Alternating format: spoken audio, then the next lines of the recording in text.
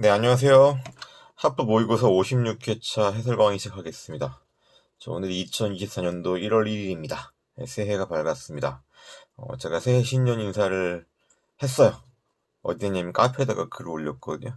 그러니까 카페 글 한번 보시기 바랍니다. 그리고 카페 글과 함께 올린 이미지 파일이 상당히 좋습니다. 우리나라에서 찍은 사진은 아니고 해외에서 찍은 사진인데 제가 찍은 사진은 아니고요. 그 이미지 파일도 좋으니까 이미지 파일 보시면서 자, 새해가 밝았다는 뜻에서 이미지 파일 보시면서 제가 쓴 글도 한번 읽어보시면서 여러분들이 수험 생활하는데 공부하는데 동기부여를 받으시기 바랍니다. 자, 문제 1번부터 볼게요. 자영업에 종사하는 갑은 일정 요건의 자영업자에게 보조금을 지급하도록 한 법령에 근거해서 관할 행정청에 보조금 지급을 신청했는데 1차 거부했대요. 그리고 다시 동일하게 한 번 더 신청했거든요. 동일한 보조금을 신청했다. 이에 대한 설명을 옳은 것은 만약 관할 행정청이 동그라미 1번 선죠. 다시 2차에 거부 처분하면 이건 별도의 처분으로 보는 거죠. 1차 거부와 2차 거부 모두 처분성이 있어요. 만약 1차 거부에 대해서만 처분성이 있다고 하게 되면요. 재보완해가지고 신청하고 2차 거부 받은 사람은 그 기간에 제소기간이 도과되었을 가능성이 있죠. 그런 문제가 있기 때문에 각각의 거부에 대해서 모두 처분성 인정합니다. 이거랑 비교하셔야 될 게 여러분 대집행에서 여러분 1차 계고 2차 계고 이땐 1차 계고만 처분성 있고 그 다음에 강제징수에서 1차 독촉과 2차 독촉 모두 1차 독촉만 처분성이 있는 거 그거랑 헷갈리시면 안 됩니다. 동그라미 1번에서 2차 거부에 대해서 취소송을 다툴 수 있는 거는 제소기간과 관련이 있습니다. 동그라미 2번이요.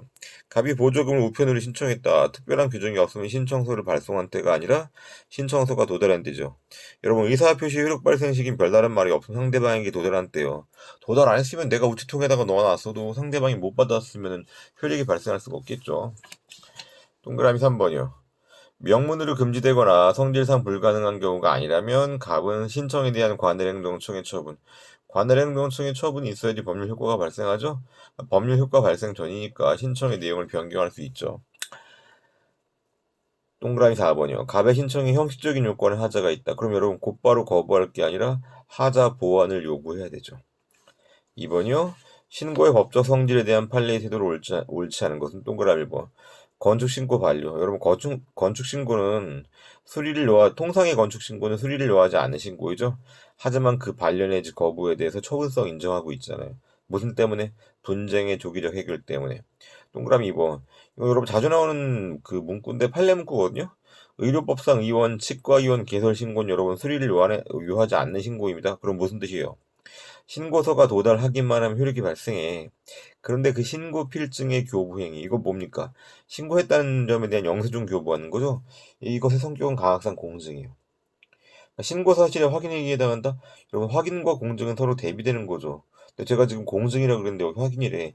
이게 판례가 여기서 신고 사실의 확인이라는 건요, 신고했다는 사실을 확인해주는 그런 의미에 불과하다. 국어적인 의미를 쓴 거예요. 그러니까 행정행위 유형으로서 확인이라고 쓴 게 아니라 여러분은 행정행위 유형으로 보게 되면 신고필증의 교부는 증명서 발급에 해당하는 거기 때문에 공증이에요. 이건 신고사실 네가 신고한 거 우리가 확인했어 이런 식으로 체크해 준다는 의미의 통상의 의미로 확인의 의미를 쓴 겁니다. 동그라미고 자주 나옵니다. 국어적인 의미의 확인이라고요. 동그라미 3번. 구주민등록법상 주민들의 거주지 이동에 대한 주민등록 전입신고. 주민등록 전입신고는 수리를 요하는 신고죠. 그래서 시장은 그 수리 여부를 심사할 수 있고, 물론 이때 심사의 범위는 30일 이상 거주 목적이 있는지 여부로 제한되죠. 동그라미 4번은 동그라미 1번과 대비되는 내용이기도 하고, 인허가 의제 효과를 수반하는 건축 신고는 이건 수리를 요하는 건축 신고죠. 수리를 요하는 신고죠. 수리를 요하는 신고의 경우 행정청이 실체적인 심사도 할 수 있잖아요. 오케이. 3번 넘어가겠습니다. 허가에 대한 설명으로 옳지 않은 것만을 보기에서 모두 고르면 기억이요. 개발 제한 구역 내의 건축물의 건축 등에 대한 허가. 이거 예외적 승인이라고 부르죠. 그러니까 재량행위죠. 니은이 허가 신청 후 허가 기준이 변경되었다. 신청 당시의 기준이 아니라 허가 여부 결정할 당시의 기준이죠. 그러면 신청이라는 건요, 할지, 허가하지 않을지를 판단하기 위한 자료에 불과한 거잖아요. 그렇기 때문에 행위시법주에 따르면 중요한 행위는 뭡니까? 허가 여부 결정의 행위죠. 그래서 허가 여부 결정 당시의 법에 따라야 돼요. 디귿 개인 택시 운송사업 면허. 여러분 개인 택시를 가려놔도 마찬가지입니다. 운송사업 면허죠. 운송업 면허는 특허로서 재량행위예요. 모든 운송업 면허는 여러분 특허요. 특허니까 재량행위다. 제1령 식품위생법상 일반 음식점 영업허가 신청. 여러분, 일반 음식점 영업허가는 유흥주점 영업허가와는 달리 기속행위죠. 그렇기 때문에 관계법령에서 정하는 제한 사유 이외의 공공복리, 이거 애매해 모호하잖아 솔직히 얘기하면요. 공공복리 등의 사유를 들어 거부할 수 없어요. 기속행위이기 때문에. 다만 여러분 헷갈리시면 안 돼요. 기속행위의 경우에도 중대한 공익상 필요가 있으면 거부할 수 있어요. 그거랑 다른 내용입니다. 미으며 국토의 계획 및 이용에 관한 법률에 따른 토지 형질 변경 허가를 수반하는 건축 허가. 이거 인허가 의지에 대한 설명이죠. 여러분, 종된 인허가인 토지 형질 변경 허가가 재량행위죠. 그럼 재량행위인 허가를 수반하는 건축 허가라면 건축 허가 자체는 기속행위라고 할지라도 재량행위로 바뀌는 거죠. 4번이요. 행정행위 부관에 대한 설명으로 옳지 않은 것은 동그라미 1번. 재량행위에 있어서는 관계행정처 법령에 명시적인 금지 규정이 없는 한 행정 목적 달성을 위해서 조건이나 기한 부담 등의 부관을 붙일 수 있죠, 여러분. 기속행위의 경우에는 명문의 근거 규정이 없으면 부관을 못 붙이지만 재량행위의 경우에는 부과가 가능하잖아요. 한편 그 부관의 내용은 행정법의 일반 원칙에 반하면 안 되는 거죠. 그래서 그 부관이 행정법의 일반 원칙에 반하지 않으면 위법하다고 할 수 없는 거죠. 동그라미 2번이요. 부담은 행정청이 행정처분을 하면서 일방적으로 부과하는 것이 일반적이므로, 이 말 자체는 뭐 틀린 말은 아닌데 상대방의 협조, 원활한 협조를 유도하기 위해서는 협의하는 방식으로, 협의해서 협약하는 방식으로 정해서 부과할 수 있습니다. 동그라미 3번. 부관의 사업 변경은 뭐예요? 당초 부관이 없다가 나중에 부관을 부과하거나, 혹은 당초에 경미한 부관이 었다가 중한 부관으로 변경하는 거죠. 사유가 네 가지가 있죠. 법유동사죠. 법률의 명문 규정, 변경이 미리 유보되어 있는 경우, 상대방의 동의가 있는 경우, 이게 원칙이고, 그렇지 않다고 할지라도 사전 변경일 때, 이때는 부관을 부과할 수 있다. 동그라미 4번. 건축 허가를 하면서 일정 토지를 기부 체납하는 내용의 허가 조건은, 여기 기부 체납하는 하도록 하는 내용 허가 조건이래. 이때 조건이란 말도 여러분 부관의 종류로서의 조건을 얘기하는 게 아니라 그냥 실정법상 용어예요. 실정법상 용어. 여러분, 이때 기부 체납하는 내용의 이 부관의 법적 성격은 뭡니까? 부담이에요, 부담. 건축허가 계속 보자고요. 이때 부관을 붙일 수 없는 기속행위 내지는 기속적 재량행위 건축허가. 통상의 건축허가는 기속행위죠. 명문의 근거 규정이 없으면 부관을 못 붙여요. 그렇기 때문에 이 부관은 위법한 부관이고, 위법성의 정도는 뭐라? 무효사유라는 거.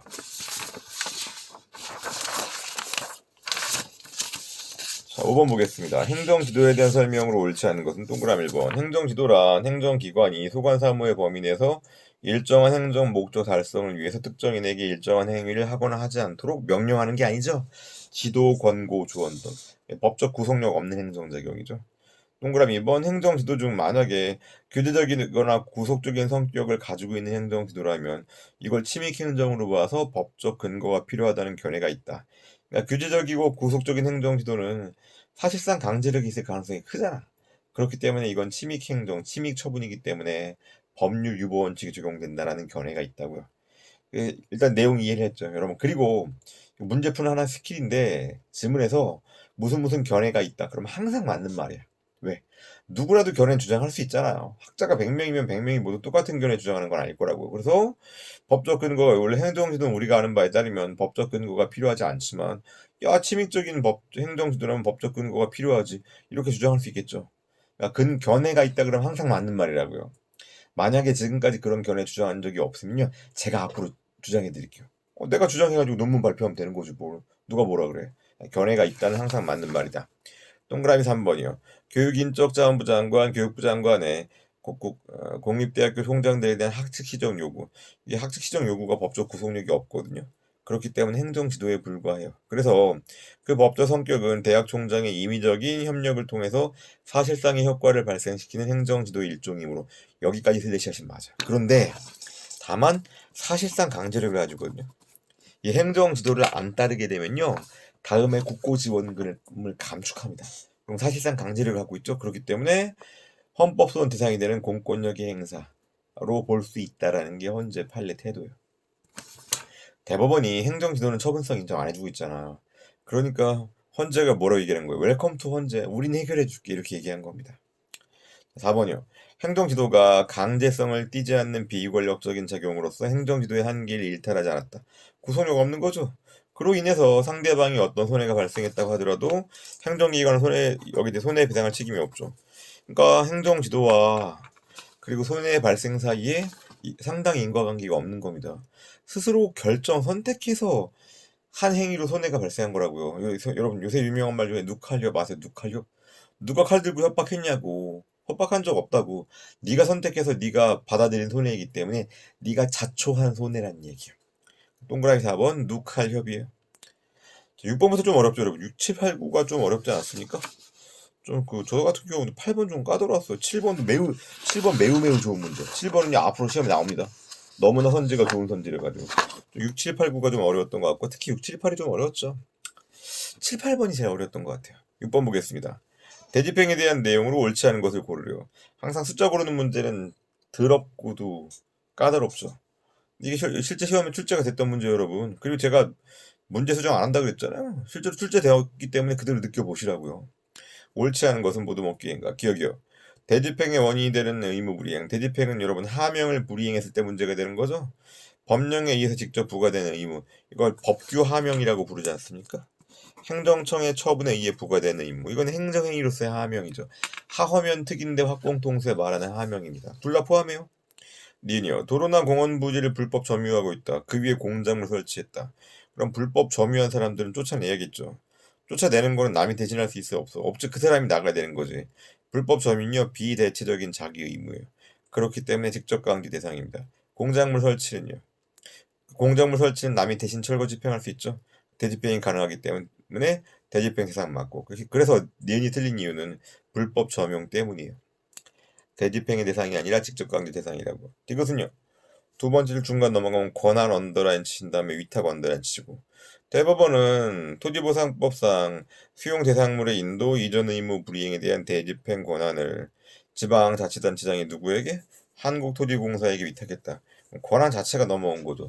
이게 실행 위탁이 아니라 권한 자체 위탁입니다. 그러면은 해당 대집행 권한은 누구에게 있어요? 한국토지공사에 있어요. 한국토지공사가 독자적인 행정 주체이자 행정청이 되는 겁니다. 행정보조자가 아니라고요. 여러분 행정보조자는 의사결정권이 없어야 됩니다. 이때 한국토지공사는 권한 자체를 위탁받았기 때문에 뭐다? 행정보조자가 아니라 주체이자 행정청이다. 리령 대집행은 다른 수단으로 그 이행 확보가 불가능한 경우 부득이한 수단으로만 발생될 수 있다. 이걸 보충성이라고 부르기도 하고요. 비례 원칙으로 보게 되면 뭡니까? 적필상에서 필요성이죠. 미음이요. 대집행 실행에 대한 항거가 있을 때 실력에 의한 항거의 배제는 대집행 실행권에 포함된 것으로 행정대집행법에 규정이 있다. 여러분 행정대집행법에 그런 규정은 없어요. 그리고 실력에 의한 항거 배제가 그렇게 아름다운 일이 아니죠. 그렇기 때문에 이거는 문서화하기가 좀 애매해. 그래서 별도로 규정화되어 있지는 않다고요. 다만 여러분 6번에 그 미음 관련해서 그 해설 한번 보세요. 보시게 되면은 명문 규정은 없지만 판례는 어떻게 보고 있어요? 대집행에서 건물의 점유자가 항거한단 말이죠. 그런 경우에는 건물 철거 의무에 퇴거 의무가 포함되어 있기 때문에 별도로 퇴거를 명하는 집행권은 필요하지 않다. 즉 대집행 영장만으로 어떻게 할 수 있다? 실력에 의한 항거 배제가 가능하다고 보는 겁니다. 근데 미음은 명문 규정을 물어보고 있으니까 틀린 지문이죠. 그 다음에 7번 어렵죠? 7번 중요하다니까 여러분 선지 뭐 하나 버릴 게 없어요. 처분 기준이 법규 명령 형식으로 되어 있다. 여러분 법률 및 법규 명령은 공포가 필요해요. 공포 체크. 그 다음에 행정규칙 형식으로 설정된 경우 여러분 행정규칙은 공포가 안 필요하죠. 내부적인 사무처리 기준에 불과하기 때문에 공포할 필요가 없어요. 그런데 행정규칙 형식으로 뭐가 제정될 때 처분 기준이란 말이에요. 그럼 처분 기준이란 얘기는 국민들이 알 필요가 있어요, 없어요? 있죠. 그렇기 때문에 처분 기준의 설정 공표를 해야 되는 거죠. 그렇기 때문에 이를 공표를 하는 겁니다. 그래서 행정규칙 형식으로 설정된 경우에 이 공고라고 왔었는데 좀 정확히 얘기하면 좀 공표죠, 공표. 이거 여러분, 그러니까 공표랑 공포는 달라요. 공포는 법령에 대한 내용이고, 그다음에 공표는 외부적으로 어나운스먼트의 의미예요. 그래서 이를 공고해야 한다, 혹은 공표해야 한다. 행정규칙은 원칙적으로 공표 내지 공고를 필요로 하지 않지만 뭐니까 처분 기준이니까 공표하는 거 맞습니다. 그리고 처분 기준의 설정 공표는 여러분 침익 처분에 한정되는 겁니까? 처분 일반입니까? 처분 일반이에요. 그 동그라미 2번 선지 한번 해설 한번 보세요. 행정절차법상 처분에 대해서 요구되는 사항 그러고 처분 일반에 대해서 처분 기준의 설정 공표라고 나왔잖아요. 그러니까 7번 동그라미 1번에서 공고가 아니라 선지에서 공표라고 했으면 조금 더 정확한 문제가 됐을 텐데, 그렇다고 동그라미 1번이 뭐 잘못된 지문이 아니에요. 뭐 공표하는 방법, 공고, 외부적으로 어나운스먼트의 의미로 이해를 하세요. 동그라미 2번이요. 처분의 이유제시 원칙은 여러분 동그라미 2번도 역시 해설 한번 보세요. 처분이 일반에 대해서 요구되는 겁니다. 직접적으로 부담을 주는 행정처분, 여러분 직접적으로 부담을 주는 행정처분은 적극적 불이익처분이죠. 침입처분 얘기하는 거죠. 이거 우리가 어떻게 여기있어요? 불사견. 불이익처분의 경우에는 사전통지랑 의견 청취가 요구되는데, 처분의 이유 제시는 모든 처분 일반입니다. 그래서 수익적 행정행위를 거부하는 경우도 적용되는 겁니다. 모든 처분이니까. 동그라미 3번도 여러분, 처분의 방식과 처분의 신청의 방식 모두에서 문서주의를 취한다. 이게 맞는 말이죠, 여러분. 다만 이것도 약간 아쉬운 게, 원칙적으로 문서주의를 취한다 그러면 더 좋겠지. 예외적으로 뭐 구두로 할 수 있는 경우도 개별법의 규정이 있을 거란 말이죠. 근데 지금 예외를 물어보는 게 아니잖아요. 그렇기 때문에 원칙적으로 둘 다 문서주의다. 동그라미 3번 관련해서 여러분, 처분 신청에서 문서주의를 요하지 않는 경우 어떤 것도 있을까? 정보공개 청구 여러분 구술로도 가능하잖아요. 뭐 그런 거 한번 생각해 보자고요. 근데 동그라미 3번 말 자체는 원칙을 묻기 때문에 맞는 말이다. 동그라미 4번이요. 사전통지에 예외에 해당한단 말이죠. 불이익 처분은 사전통지랑 의견 청취가 필요하죠. 그런데 항상 사전통지하는 게 아니라 예외에 해당하는 경우는 사전통지 안 할 수 있죠. 다만 이런 경우엔 사전통지는 안 하고 나중에 뭐 하겠어요? 불이익 처분하겠지, 침입 처분하겠지. 침입 처분할 때 왜 통지하지 않았는지 그 사유를 알려줘야 돼요. 불사견이요. 불이익 처분은 사전 통지랑 의견 청취를 거쳐야 되는데, 사전 통지랑 의견 청취를 생략한 경우에는 생략한 사유가 무엇인지에 대해서 해당 불이익 처분할 때 알려줘야 된다고요. 7번 동그라미 4번도 해설 보세요. 보시게 되면 제가 볼드 잘 쳐놨잖아요. 그 21조에 교육한 거라고. 제4항에 따라 사전 통지를 하지 않는 경우에는 행정처분 처분을 할 때 당사자 등에게 통지를 하지 아니한 사유를 알려준다고. 자, 8번도 어려웠죠. 사실 8번은 제가 이거 처음에 시험 문제 보고 나에서 무슨 군인 군무원 나오길래 이거 무슨 뭐 군무원 시험인가 봤더니 그건 아니고 경찰 간부 시험이더라고요. 경찰이나 군인이나 국가배상 책임질 일이 많기 때문에 문제 8번을 좀 디테일하게 냈나 보죠. 여러분 이게 문제 8번 쪼잔한 문제가 아닙니다. 이렇게 한 번 나오면 또 나와요. 국가배상 청구 등에 대한 설명으로 옳고 그름의 표시. 제가 지금 속이 좀 안 좋습니다. 오늘 재종소리를 들으면서 그 촛불을 켰거든요. 케이크를 사왔어요. 그래가지고 파리그라스한 케이크 사와가지고 촛불만 켜고 끝내려고 그랬는데 너무 맛있어 보여가지고 먹다 보니까 너 잘 만들었더라고. 파리바게뜨는 케이크 맛이 없는데요. 파리크라스는 되게 맛있어요. 그러다 보니까 케이크 반을 다 먹었어. 제가 원래 밤에 잘 안 먹는데 좀 속이 좀 니글니글 거려요. 8번 보겠습니다. 그래서 가번. 배상심의위에 의한 결정 절차는 일종의 특별행정심판이다. 그럼 특별행정심판이란 건 뭡니까? 그러니까 항고소송의 선행 절차죠. 여러분 지금 국가배상은 무슨 소송이에요? 민사소송이죠? 그러니까 민사소송하기 앞서 선행 절차이기 때문에 이건 행정심판이 아니에요. 그래서 여러분 8번에 가에 해당하는 해서 잘하는 거 보세요. 배상심의의 결정 절차는 민사소송인 국가배상 청구 소송에 선행하는 절차이기 때문에 행정심판이 아니라고요. 행정심판은 어디 선행해야 돼? 항고소송에 선행하는 거예요, 여러분. 사실 행정심판은 항고소송이에요. 그러니까 행정심판은 항고심판이라고 사실은. 틀렸고, 임의 절차라는 말은 맞습니다.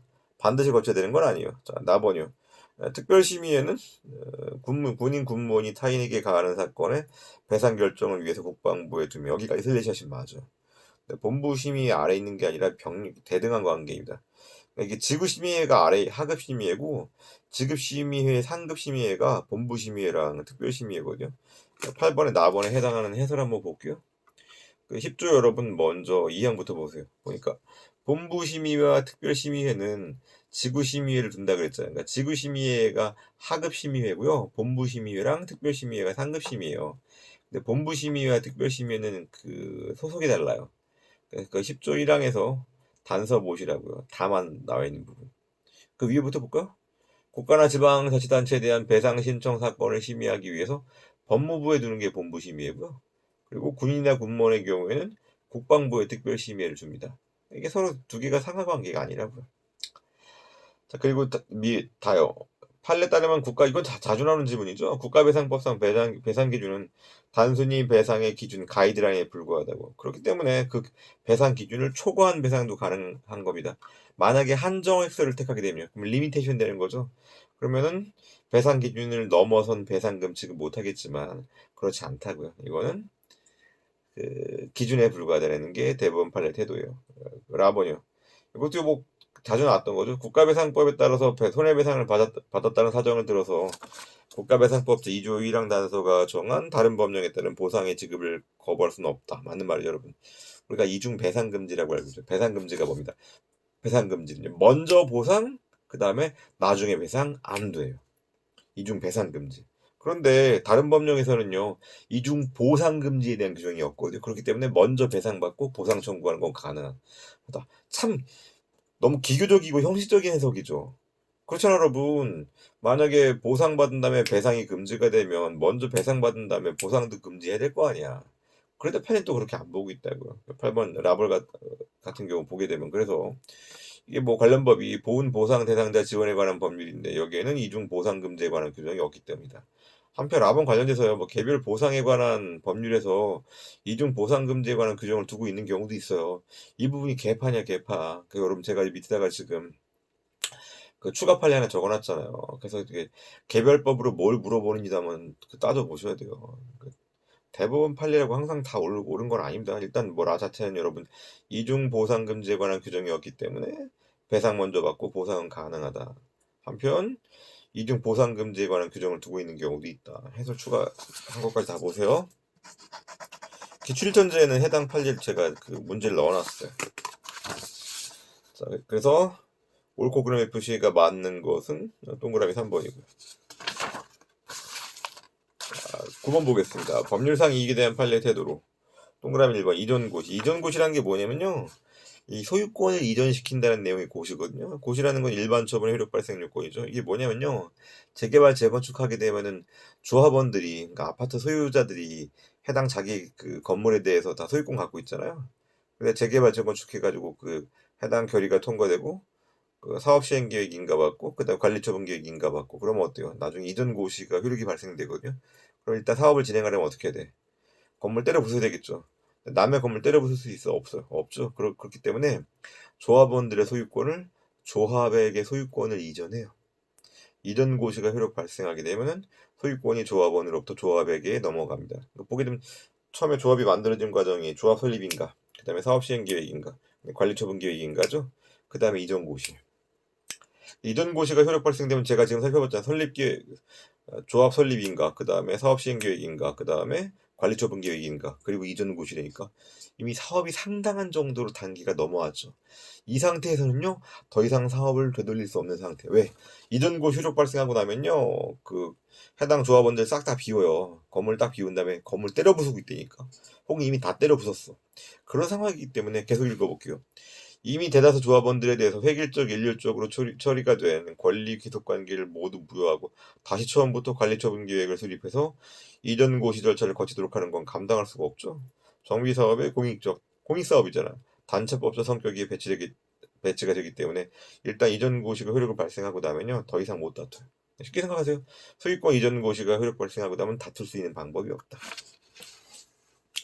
동그라미 2번이요. 석탄 수급 조정에 관한 임시조치법 소정의 석탄 가공업이 네 글자로 바꾼 뭡니까? 제가 제일 좋아하는 사례죠. 연탄 공장이죠. 연탄 공장에 대한 영업 허가입니다. 남아 연탄 공장을 할 수 있어요? 남도 할 수 있어요?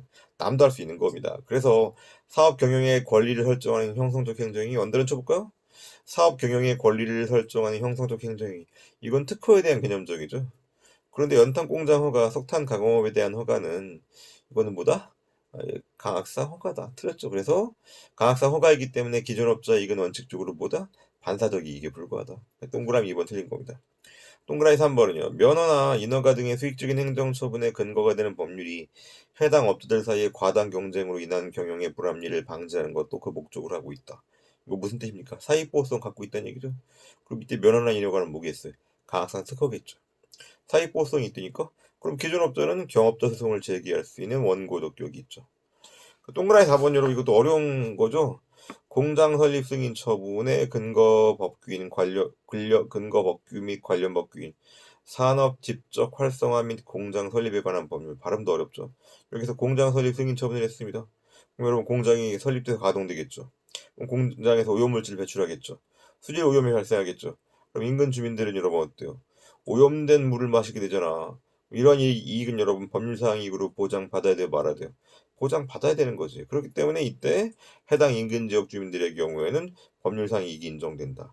동그라미 4번 헷갈리시면 안 되는 게 여러분 역시 해설에 제가 코멘트 달아놨는데 보게 되면 동그라미 4번 상수원 보호구역 변경 시 인근 주민의 사익성을 부정한 판례와 혼동하면 안 돼요. 이게 왜 그러냐면 상수원 보호구역은요. 서울 경기에 있는 그 서울 1,000만 경기 1,000만 합치면 2천만 명이죠. 2천만 명의 상수원 보호구역은요 8당호예요. 그럼 여러분 2천만 명의 상수원 보호구역이 변경됐다. 그럼 2천만 명이죠. 이건 2천만 명이라고 하기에는 인근 주민들을 획정하기엔 너무 넓은 범위잖아. 그 정도면 여러분 유럽에 있는 조그만 국가 하나 정도 수준이에요. 매우 크다고. 그렇기 때문에 인근 주민들 볼 때는 너무 범위가 넓어요. 그런데 지금 보니까 공장이 설립됐어. 그러면 공장에서 배출한 오염수를 마시고 피해를 보는 사람들은 범위가 확정돼 있죠. 범위가 넓어져봐. 좁지. 그렇기 때문에 인근 주민성을 인정하는 겁니다. 자, 10번이요. 행정심판법상 행정심판에 대한 설명으로 옳지 않은 것은 행정심판은 제가 항고심판이라 그랬죠, 사실은요. 그리고 행정심판은 취임 후 의 세 가지가 있습니다. 동그라미 1번. 행정청의 부당한 처분을 변경하는 행정심판. 뭡니까? 취소심판 얘기하는 거죠. 그리고 여러분 행정심판은 위법성 심사뿐만 아니라 부당성 심사도 가능해요. 동그라미 1번은 취소심판이니까 현행법상 허용된다. 오케이죠. 그 다음에 동그라미 2번이요. 당사자의 신청에 대한 행정청의 부당한 거부 처분에 대해서 일정한 처분을 하도록 하는 거. 이거 의무이행 심판이죠. 현행법상 허용되죠. 동그라미 3번. 당사자의 신청에 대해서 행정청이 위법한 부작위에 대해서 행정청의 부작위가 위법하다는 것을 확인하는 행정심판. 현행법상 허용되지 않죠. 부작위 위법 확인 심판은 없어요. 뭐로 가야 돼? 의무이행 심판으로 가야 돼. 동그라미 4번이요. 당사자의 신청에 대한 행정청의 부당한 거부 처분에 대해서 여러분 거부 처분에 대해서는요 취소 심판도 가능하고 의무이행 심판도 가능합니다. 둘 다 가요. 두 개 차이의 실효성에 차이가 없다고 보고 있어요. 그러니까 동그라미 4번 틀렸고 10번도 약간 어려웠다면 어렵다고 볼 수 있는데 실제로 어려운 거는 9번, 8번, 7번, 6번이었죠. 잘 정리하시기 바랍니다. 다시 한번 여러분 아까는 제가 새해 인사를 제 카페 보라 그랬잖아. 자, 새해 복 많이 받으시고 해피 뉴 이어. 자, 올해는 여러분들 원하는 거 다 이루어지도록 열심히 노력하시기 바랍니다. 네, 수고하셨습니다.